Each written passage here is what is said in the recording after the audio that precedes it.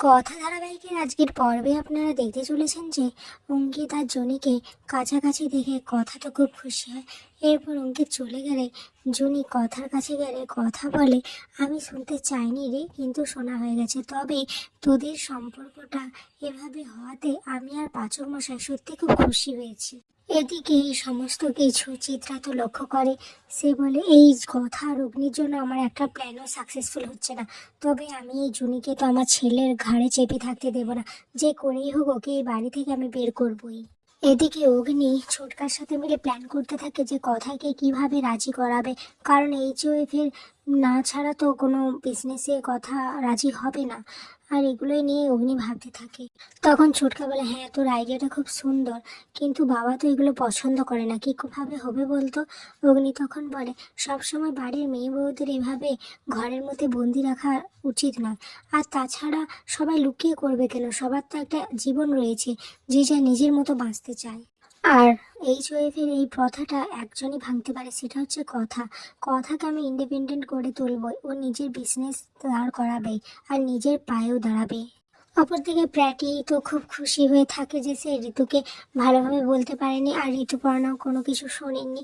এদিকে বাকিরা তো ভাবতে থাকে প্র্যাটি কেন খুশি, তারপর বলে পুরো ঘটনাটা। তারপর প্র্যাটি আবার বলে যে মা বলেছে একবার হেরে গেলে শতবার চেষ্টা করো, 99বার তো এখনো বাকি রয়েছে। এই কথা শুনে সবাই তো হাসতে থাকে। এরপর প্র্যাটি বলে, তোরা সবাই আমাকে নিয়ে হাসছিস, আর ওর আক্কের ব্যাপারটা বল। ওরা জুনি এখন আপনি আগে থেকে তুমিতে এসেছে। এটা শুনে সবাই তো খুব খুশি হয়ে যায়। এদিকে অগ্নিকে কিছু একটা ভাবতে দেখে ছোটকা বলে, কি রে, কি নিয়ে ভাবছিস? অগ্নি তখন বলে, আমি আসলে প্রিকে নিয়ে একটু ভাবছি, বেচারা খুব কষ্ট পাচ্ছে। তারপরে তখন ছোটকা বলে, আসলে কি বলতো, ও নীলাদ্রি আর হ্যারির মাঝে দুটানায় পড়ে গেছে।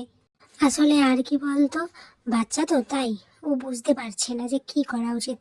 এভি তখন বলে, কি বলতো, আমিও কথাকে বুঝতে অনেকটা দেরি করে ফেলেছি। এর পরের দৃশ্যে দেখা যায় এভি কথাকে একটা ফর্ম এনে দেয়। তখন কথা বলে, এসব তো সমস্ত কিছু ঠিক রয়েছে, কিন্তু কর্তা দাদুকে না জানিয়ে এসব করা কি ঠিক হবে? এবার এভি তো একটু রেগে যায়, বলে, তোকে কাল আমি এত করে বোঝালাম আর তুই আবার সেই কর্তা দাদু। তখন কথা বলে, আরে আপনি রেগে যাচ্ছেন কেন?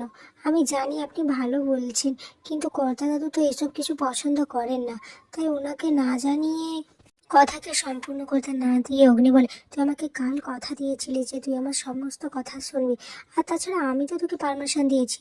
আর সব থেকে বড় কথা, যখন এই বাড়ির ছেলেরা যে যার মতো ইচ্ছে বিজনেস করতে পারে, তাহলে মেয়েরা কেন পারবে না? আর তুই এখন উল্টো কথা বলছিস।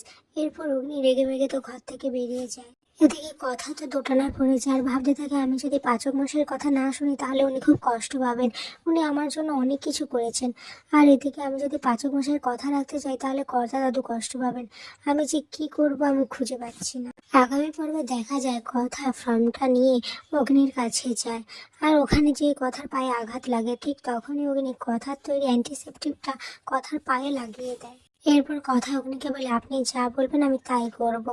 এরপর কথা কম্পিটিশনে যোগ দিতে গেলে সেখানে দেখা যায় জাজ হয়েছেন শশীভূষণ গুহ। এখানেই আজকের পর্বটি শেষ হয়েছে।